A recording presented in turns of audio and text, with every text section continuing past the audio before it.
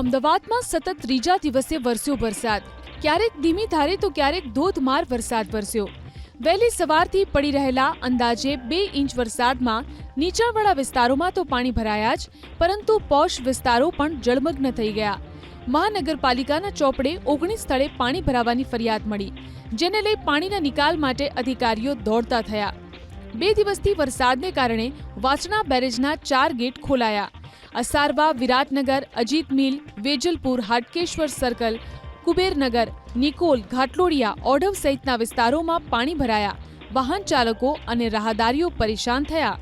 વરસાદને લઈ અમદાવાદના ચાંદખેડામાં ભરાયા પાણી। ત્રાગડથી ઝાયડસ તરફનો રસ્તો જળમગ્ન થયો, જેને લઈ વાહન ચાલકો મુશ્કેલીમાં મુકાયા। અવિરત વરસાદને કારણે ચાણક્યપુરીમાં નદીની જેમ પાણી વહેતા થયા। ગુલબાઈ ટેકરા 4 રસ્તા પાસે જળબંબાકાર। આઈડીબીઆઈ બેંક પાસેના રસ્તા પર પાણી ભરાતા વાહન ચાલકો અટવાયા। કેટલાક સ્થળે વાહનો બંધ પડી ગયા। આઈપીએસ ક્વાર્ટર, સમર્પણ ફ્લેટ સહિતના વિસ્તારમાં પાણી ભરાતા મનપાની ટીમ પાણીના નિકાલ માટે પહોંચી।